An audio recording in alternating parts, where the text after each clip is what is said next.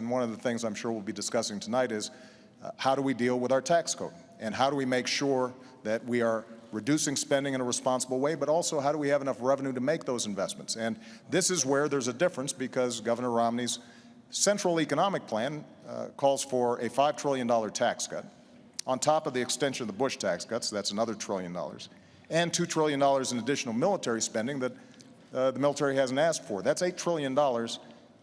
How we pay for that, reduce the deficit, and make the investments that we need to make without dumping those costs on the middle-class Americans, I think, is one of the central questions of this campaign.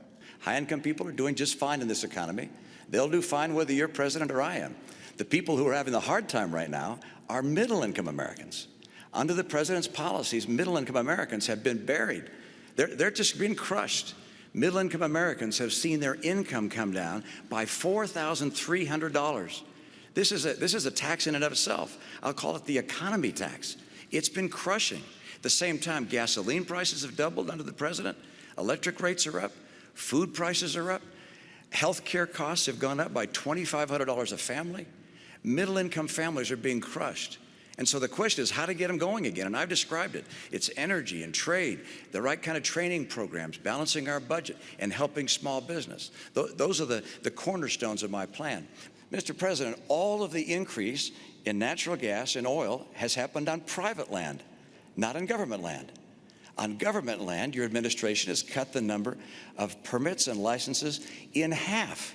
If I'm president, I'll double them, and also get the oil from offshore in Alaska, and I'll bring that pipeline in from Canada. I put forward a specific $4 trillion deficit reduction plan. It's on a website. You can look at all the numbers, what cuts we make and what revenue we raise. And the way we do it is $2.50 for every cut.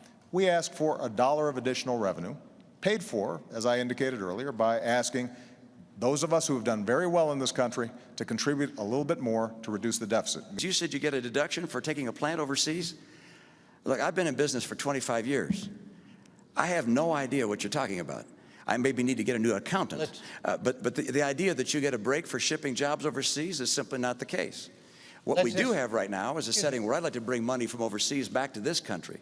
And finally, Medicaid to states, I'm not quite sure where that came in except this, which is I would like to take the Medicaid dollars that go to states and say to a state, you're going to get what you got last year, plus inflation, plus 1%, and then you're going to manage your care for your poor in the way you think best. The idea, which was originally presented by Congressman Ryan, your running mate, is that we would give a voucher to seniors, and they could go out in the private marketplace and buy their own health insurance. The problem is that because the voucher wouldn't necessarily keep up with healthcare inflation, it was estimated that this would cost the average senior about $6,000 a year. Now, in fairness, what Governor Romney has now said is he'll maintain traditional Medicare alongside it. But there's still a problem, because what happens is those insurance companies are pretty clever at figuring out who are the younger and healthier seniors. They recruit them, leaving the older, sicker seniors in Medicare. And every healthcare economist who looks at it says over time what will happen is the traditional Medicare system will collapse. We didn't also do something that I think a number of people across this country recognize, which is put people in a position where they're going to lose the insurance they had and they wanted.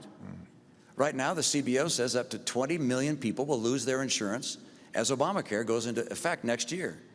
And likewise, a study by McKinsey & Company of American businesses said 30% of them are anticipating dropping people from coverage. So for those reasons, for the tax, for Medicare, for this board, and for people losing their insurance, this is why the American people don't want Medicare, don't want Obamacare. It's why Republicans said, do not do this. And the Republicans had the plan. They put a plan out. They put out a plan, a bipartisan plan. It was swept aside. When Obamacare is fully implemented, we're going to be in a position to show that costs are going down. And over the last 2 years, health care premiums have gone up. It's true, but they've gone up slower than any time in the last 50 years. So we're already beginning to see progress. In the meantime, folks out there with insurance, you're already getting a rebate. It's a lengthy description, but number one, pre-existing conditions are covered under my plan. Number two, young people are able to stay on their family plan. That's already offered in the private marketplace. You don't have to have the government mandate that for that to occur. But let's come back to something the President and I agree on, which is the key task we have in healthcare is to get the cost down so it's more affordable for families. And then he has as a model for doing that a board of people at the government, an unelected board, appointed board, who are going to decide what kind of treatment you ought to have.